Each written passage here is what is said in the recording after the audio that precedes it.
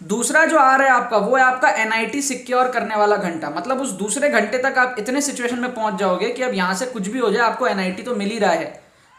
All right, hello friends, welcome to एआर्स का YouTube channel. मेरा नाम है आयुष राठी और आज मैं आप लोगों को जेई मेन के लिए एक पेपर अटेम्प्टिंग स्ट्रैटेजी बताने वाला हूं।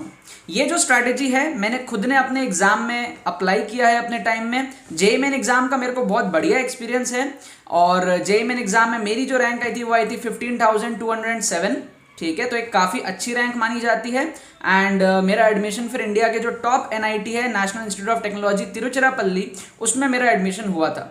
राइट, तो I am a well capable person जो आपको एक सही गाइडेंस दे सकता है। अगर आपको पेपर अटेम्प्टिंग के लिए कोई एक गाइडेंस चाहिए कि किस तरीके से एग्जाम में पेपर को अटेम्प्ट करते हैं, तो मैं अपने बेस पे आपको एक ऑनेस्ट एडवाइस दूंगा जिसको आप लोग फॉलो कर सकते हो।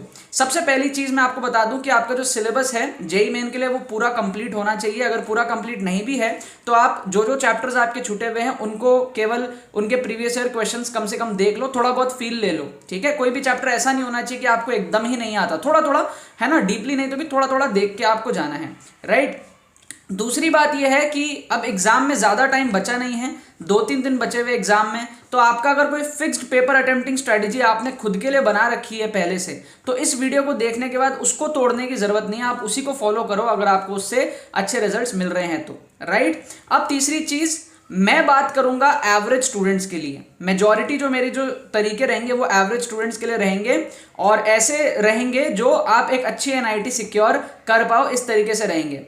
अगर आप एक टॉपर कैटेगरी में आते हो तो भी आपको मेरी स्ट्रैटेजीज को अप्लाई करने की जरूरत नहीं है। आप ऑलरेडी अगर एक टॉपर कैटेगरी में हो, आपकी बहुत बढ़िया मार्क्स आ रहे हैं, तो you have to continue with that. Right, और जिनकी प्रिपरेशन कमजोर है वो भी इसको फॉलो कर सकते हैं। ठीक है, सो कहने की बात है जो लोग गुमराह हैं, जिनको नहीं पता कैसे क्या करना है, उनके लिए है। जिन लोगों का सब कुछ सॉर्टेड है उनको चेंज करने की बिल्कुल भी जरूरत नहीं है मेरे स्ट्रैटेजी से इन्फ्लुएंस होके। अब बात करते हैं, मैंने जब पेपर दिया था तब 30 क्वेश्चन हुआ करते थे। अभी जब पेपर है तो 25 क्वेश्चन आपको करने रहेंगे, 20 तो आपको एमसीक्यूज करने रहेंगे और 10 जो आपके न्यूमेरिकल टाइप रहेंगे उसमें से कोई 5 आपको करने रहेंगे। तो मैंने 30 क्वेश्चंस के हिसाब से इसी टाइप की स्ट्रेटेजी को अप्लाई किया था। तो मैं यहाँ पर आप लोगों को 25 के हिसाब से फ्रेम करके बताऊंगा कि किस तरीके से आप लोगों को करना है। राइट, अब जेईई मेन का एग्जाम आपका होता है 3 घंटे का, तो मैं इसको 3 पार्ट्स में डिवाइड किया हूं आप लोगों के लिए।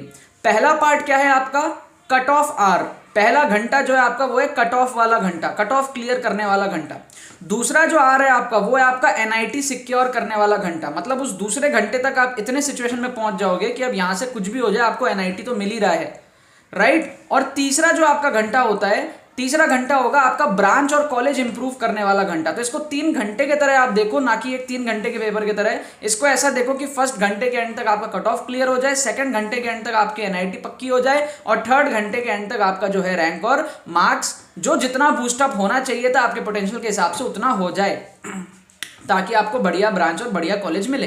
राइट, अब देखो जो मैं आपको नंबर्स बताऊंगा वो एवरेज स्टूडेंट के हिसाब से रहेंगे। आप अगर एक वीक स्टूडेंट हो तो उसको अपने हिसाब से कम, और अच्छे स्टूडेंट हो तो उस हिसाब से ज्यादा कर लेना। तो एक एवरेज बच्चे को क्या करना चाहिए, जो फर्स्ट घंटा होता है उसमें कुछ भी नया क्वेश्चंस जिसमें आपको दिमाग लगाना पड़ रहा है, एक्स्ट्रा दिमाग लगाना पड़ रहा है, वैसे अटेम्प्ट नहीं करने चाहिए। क्योंकि जब आप स्टार्ट करते हो आपकी स्पीड बड़ी स्लो रहती है, आप नहीं चाहते कि आप बिल्कुल भी कोई गलतियां करो या नहीं चाहते कि आप बिल्कुल भी बहुत ज्यादा किसी क्वेश्चन में पजल हो जाओ।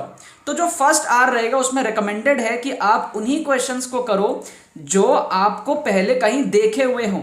अब जेईई मेन में नए क्वेश्चंस बहुत कम बनते हैं, एडवांस में आपके नए क्वेश्चन ज्यादा बनते हैं। जेईई मेन में कई बार प्रीवियस ईयर से क्वेश्चंस आता है, आपके कोचिंग मॉड्यूल शीट वगैरह से क्वेश्चन आ जाएगा, पुराने आईआईटी के आर्काइव से क्वेश्चन आ जाएगा, किसी स्टेट एग्जाम्स के क्वेश्चन आ जाएंगे, आपके सीबीएसई बोर्ड एनसीईआरटी तक के भी क्वेश्चंस आते हैं। राइट, अब आपने 2 साल 3 साल पढ़ा तो है, तो उसमें से आपको क्या करना है, 6-7 क्वेश्चन। अब ये नंबर आप अपने हिसाब से सोच सकते हो। आपको उस 20 में से जो 20 एमसीक्यूज रहेंगे ना, वहां से आपको 7 क्वेश्चन, अगर मैं मान के चलूं तो 7 क्वेश्चन पर सब्जेक्ट आपको चूज करने हैं और उस 1 घंटे में आपको करना है। कहने का मतलब है कि बहुत सारे बच्चे पहले केमिस्ट्री करते हैं पूरा, फिर मैथ्स, फिर फिजिक्स, इस तरीके से आप वैसे भी कर सकते हो अगर आप उसमें कंफर्टेबल हो तो। बट मेरा आपको सजेशन ये रहेगा, अगर आपके उसमें अच्छे स्कोर नहीं आ रहे हैं तो ये वाला चीज करके देखो। डोंट गो फॉर पूरा केमिस्ट्री और पूरा physics at the first hour, go for the 7-8 question जो आपने पहले देखे हुए हो, या यार ये वाला क्वेश्चन मैंने पहले किया हुआ है केमिकल बॉन्डिंग का, ये पैरामैग्नेटिक डायमैग्नेटिक निकालने का क्वेश्चन ये मैंने किया हुआ है, ये काइनेमेटिक्स का प्रोजेक्टाइल मोशन का क्वेश्चन ऐसा मैंने किया हुआ है। तो इस टाइप के क्वेश्चन जो आपने किए हुए हैं पहले, जिसमें आपको ज्यादा दिमाग नहीं लगाना, आपने किए हुए हैं, बस थोड़ा आपको दिख रहा है कि हाँ यार थोड़ा सा वैल्यू चेंज है, बट ये फॉर्मूला लगा के आपको पता है कि यार ये चीज करना है। आपको ऐसे 6-7 क्वेश्चन मैथ्स में भी मिलेंगे, केमिस्ट्री में भी मिलेंगे, फिजिक्स में भी मिलेंगे। अब ये डिपेंड करता है आपकी प्रिपरेशन लेवल पे। अगर आपकी प्रिपरेशन लेवल बहुत अच्छी है तो आपको 7 के आपको 10 मिल जाएंगे, तो उस हिसाब से एडजस्ट कर लेना। एक एवरेज बच्चा अगर 7-7 क्वेश्चन चुनता है, और चुनना 7 क्वेश्चन आसान होता है। आप अगर कोई भी पेपर लेके बैठोगे और उसमें यही चूज करोगे कि कौन कौन से क्वेश्चन आपने करे हुए हैं, किस टाइप के क्वेश्चंस करे हुए हैं, तो आपको 6-7 क्वेश्चन मिल जाएंगे। तो ये आपका फर्स्ट आवर में अगर आप ये चीज करते हो तो 7 4 28 आपके लगभग कट ऑफ के आसपास जो है स्कोर पहुंच जाएगा, राइट। अब मेक श्योर इसमें आपकी कोई भी नेगेटिव मार्किंग ना हो। आपको वही क्वेश्चंस चूज करने हैं अभी जिसमें आप 100% श्योर हो कि यही आंसर है, ठीक है। क्योंकि अगर आप फर्स्ट आवर से नेगेटिव करने लग गए तो आपका जो पॉजिटिविटी है वो कम हो जाएगा। नेगेटिव जो आपके सारे क्वेश्चन तो सही नहीं होंगे, कुछ गलत भी होंगे, लेकिन वो जो आप अटेम्प्ट्स लोगे वो आपके लास्ट आवर में होने चाहिए, ना कि फर्स्ट आवर में। फर्स्ट आवर में you have to be sure shot, आपको श्योर शॉट खेलना चाहिए। जैसे क्रिकेट मैच में होता है ना, जो ओपनर बैट्समैन होता है वो बढ़िया से खेलने का ट्राई करता है, लेकिन जो बाद में आता है, एंड में आता है, वो तो धूम धड़क का, लगे नहीं लगे कोई बात नहीं, आउट भी हो सकते हैं। ओपनर बैट्समैन ऐसा नहीं ना कि चल आउट हो गए तो कोई बात नहीं, समझ रहे हो। तो इट्स लाइक अ 3 आवर का मैच। अब जो सेकंड आवर आपका होगा वहां पर आपको वो क्वेश्चंस चुनने हैं, अगेन फिजिक्स के कुछ, केमिस्ट्री के कुछ, मैथ्स के कुछ, ठीक है। ऐसे आपको चुनने हैं, ऐसा नहीं कि सिर्फ फिजिक्स का ही चुन रहे हैं, ऐसा नहीं। तो ऐसे क्वेश्चंस आपको चुनने हैं जो आपको थोड़ा दिमाग लगाने से हो जाएगा। मतलब आपने थ्योरी पढ़ रखी है, आपको नॉलेज है चैप्टर का, नाउ आपको दिमाग लगाना है, सॉल्व करना है एंड आपको आंसर लाना है। मतलब आपने देखे हुए नहीं है but you have the knowledge about it. मान लो आपने एक चैप्टर है, लेट्स से वर्क पर energy, now you have knowledge about that chapter. आपको वर्क पर एनर्जी का क्वेश्चन दिख गया, but you have to solve, you have to apply the concepts. अगर आपको नॉलेज पूरी है तो फिर सॉल्व करके आंसर लाना है, दैट्स इट। तो वो जो क्वेश्चंस होते हैं वो आपको सेकंड आवर में करने होते हैं, और ये आवर सबसे ज्यादा स्कोरिंग होता है, और ये आवर आपका डिसाइड करता है आपका आगे क्या होने वाला है सबसे ज्यादा। Second hour is the most important. सबसे ज्यादा जो स्कोर बूस्टअप होता है किसी भी स्टूडेंट का जेईई में, वो सेकंड आवर में होता है। सेकंड आवर में जो टिक गया पूरे 1 घंटे, फर्स्ट आवर तो चलो ठीक है सब लोग करते हैं, सेकंड आवर में जो टिक गया पूरे 1 घंटे, वहां बहुत मैक्सिमम जो स्कोर है वो बूस्टअप होता है, ठीक है। Second hour is the most important, वहां आपको बिल्कुल नहीं डगमगाना है। फर्स्ट आवर में फिर भी कुछ लोग डगमगा जाते हैं, बट सेकंड आवर में अगर आप डगमगाए तो फिर दिक्कत है। सो फर्स्ट आवर में आपको मोमेंटम गेन करना है, डरने का कुछ नहीं है कि हाँ मेरा कट ऑफ तो क्लियर हो ही गया, लगभग 80-90 मार्क्स तक मैं पहुंच गया हूं। Now you have to take this to 150, you have to take this to 160। कैसे लेके जाओगे? अगेन आप 5-5 क्वेश्चन चूज करो, राइट। अगर आप बहुत अच्छे स्टूडेंट हो तो 8-8 क्वेश्चन या 6-6 क्वेश्चन, 7-7 क्वेश्चन चूज करो। अगर आप एक एवरेज स्टूडेंट हो, मैं बिलो एवरेज की बात कर रहा हूं, तो आप कम से कम 4-4 5-5 क्वेश्चन तो आपको सॉल्व करने ही पड़ेंगे, उसके बिना तो आपका वैसे भी नहीं हो रहा, राइट। तो आपको 4-4 5-5 क्वेश्चन खोजने हैं जो आप नॉलेज रखते हो चैप्टर्स का, दिमाग लगाना है। जैसे एरिया अंडर द कर्व का क्वेश्चन है, आपको पता है एरिया कैसे निकालते हैं, बट वो कैलकुलेशन करना है, आपको ग्राफ वगैरह बना के देखना है। तो उन चैप्टर्स को आप नेक्स्ट आवर में कर रहे होगे। और इसके बाद में जो आपका थर्ड आवर है, उस थर्ड आवर में आप क्या करोगे? उस थर्ड आवर में आपका रैंक जो है वो बूस्टअप होता है, आपका जो ब्रांच है वो अच्छा बनता है, कॉलेज जो है वो अच्छा बनता है। तो आप सेकंड आवर तक 150 तक पहुंचने का ट्राई करोगे। एक एवरेज स्टूडेंट के रिस्पेक्ट में बता रहा हूं, यू कैन अपने हिसाब से एडजस्ट। एंड जो थर्ड आवर होगा वहां पर आप जाओगे उस न्यूमेरिकल वाले क्वेश्चन में, ठीक है। अभी तक हम सिर्फ 20 क्वेश्चन जो एमसीक्यूज वाले थे उसकी बात कर रहे थे। अब जो न्यूमेरिकल वाला 10 क्वेश्चन है, जिसमें से आपको कोई 5 क्वेश्चन करने हैं, ये एडवांटेज आप लोगों को दे दिया इस साल से, 10 में से कोई 5 करना है। अब उसमें ज्यादा टाइम नहीं लगता, क्यों? क्योंकि उसमें एमसीक्यूज का झोल नहीं है ना, ऑप्शंस कुछ नहीं है। आपको देख के यार पता लग जाएगा कि ये होगा कि नहीं होगा, दिमाग नहीं लगाना है, देख के पता चलेगा ये होगा नहीं होगा, चल अगले में चल ये हो जाएगा, चल इसको कर लेते हैं, उसमें टाइम नहीं लगता। तो अगर आप 10 में से, मैं नहीं करके भी आपको बोल रहा हूं, आप 3 भी कर लो, आपको 10 में से कोई 5 ही करना है। 10 में से 5 करना आसान होता है, बट फिर भी चलो न्यूमेरिकल टाइप है, क्वेश्चन का लेवल भी होता है, प्रिपरेशन भी उतनी अच्छी नहीं होती सब बच्चों की, तो मैं मानता हूं आप 3 भी कर लो, तो आप 3 सब्जेक्ट में 12 और कर लोगे। एंड वहां पर आपका जो ब्रांच है, जो कॉलेज है, वो आपका बूस्टअप होगा, एक अच्छी एनआईटी, टॉप एनआईटी में एक अच्छा सा ब्रांच आपको मिल सकता है। और अगर आप बहुत अच्छे स्टूडेंट हो तो आप 5-5 कर लोगे, 5 कर लोगे, 6 तो करना ही नहीं है, 5 करना है ना।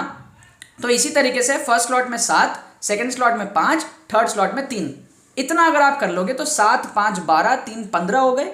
60 मार्क्स, 180 मार्क्स आपका हो जाएगा। एंड वहां पर आपकी एक अच्छी एनआईटी और अच्छा एक आपको मिल जाएगा, राइट। अब मेरी बात ध्यान से समझना, ये जो काम आप जो थर्ड स्लॉट में करोगे उसके लिए आपको 1 घंटा नहीं लगेगा। अगर आप 3 क्वेश्चन ही करोगे ना सिर्फ, तो आपका आधा घंटा में हो जाएगा, ठीक है, आपका टाइम बच जाएगा। तो जो बाकी का आधा घंटा बचा, आपके 2.5 घंटे यूज हो गए, 1 घंटा आधा घंटा, तो जो बाकी का आधा घंटा बचेगा वहां पर आप जो रिमेनिंग क्वेश्चंस है, now that is your call.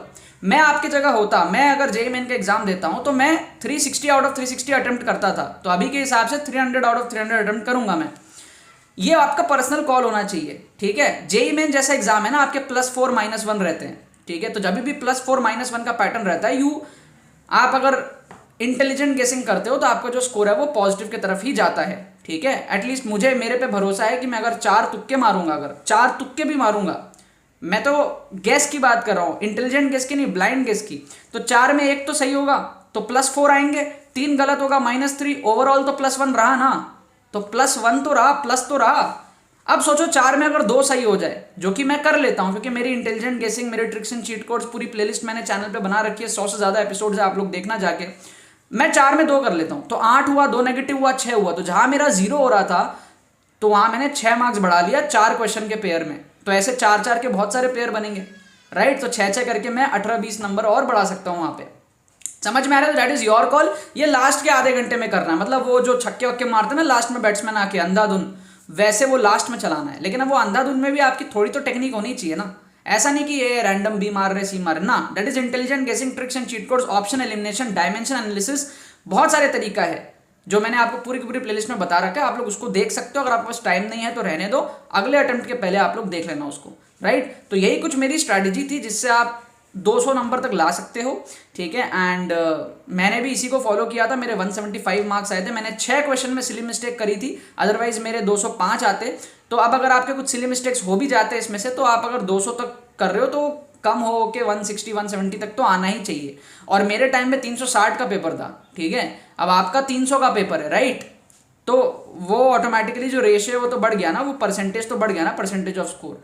But again यहाँ पे आपको 10 क्वेश्चन मिल रहे हैं, उसमें से आपको 5 करना है, राइट। तो बाकी लोग भी अच्छे से करेंगे उसको, क्योंकि 10 में से 5 करना कंपेरेटिवली आसान होता है। हमारे टाइम में 30 होता था, 30 ही करना रहता था। तो ये सारे छोटे छोटे फैक्टर्स हैं, बट यार इसको आप फॉलो कर सकते हो अगर आप चाहो तो। अगर आप अपनी कोई मेथड बना रखे तो उसको भी फॉलो करो, अगर आपको ये नहीं जचता है। तो मेरी पर्सनल स्ट्रैटेजी थी जिससे मेरे को बहुत तगड़ी सक्सेस मिली है, एंड मेरा जो स्कोर है वो हमेशा बूस्टअप हुआ है। मैं डिजर्व नहीं करता था अपने प्योर नॉलेज के बेस पे एक अच्छा NIT कॉलेज, लेकिन मेरी जो टेक्निक थी एग्जाम अटेम्प्ट करने की, उसका भी रोल प्ले हुआ है। मतलब एक होता है कि आप नॉलेज के बेसिस पर ही कर दो, एक होता है स्ट्रैटेजी, नॉलेज प्लस स्ट्रैटेजी। तो मेरा जो सिलेक्शन हुआ था एक अच्छी NIT में, वो नॉलेज प्लस स्ट्रैटेजी था। That was not only just knowledge, knowledge, strategy, technique, confidence, intelligent गेसिंग, ट्रिक्स एंड चीट कोड्स, सही अप्रोच पेपर को करने का, ये सारी चीज़ें मेरे लिए मैटर करती थी, आपके लिए भी हो सकता है मैटर करे। तो आई होप आपको इससे कुछ सीखने को मिला होगा। अगर वीडियो पसंद आई होगी इस वीडियो को लाइक करना मत भूलना और शेयर करना मत भूलना सर फ्रेंड्स के साथ,